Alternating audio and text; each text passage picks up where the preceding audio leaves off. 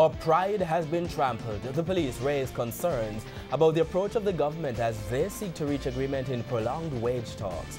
Good evening and welcome to Primetime News on air and online at onespotmedia.com. I'm Archibald Gordon. And I'm Doreen Samuels. Also this evening charged. Student faced the court after altercation with a constable. Jitters, some jet ski operators nervous about resuming the service. PEP confusion. Education Ministry insists the scores it released for the PEP mock exam last month were accurate after questions were raised in Parliament. And in business news, NCB intensifies fight against credit card fraud.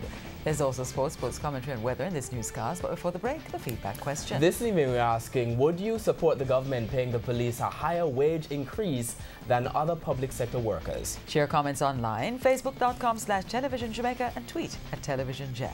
Please stay with us. Primetime News returns right after this break.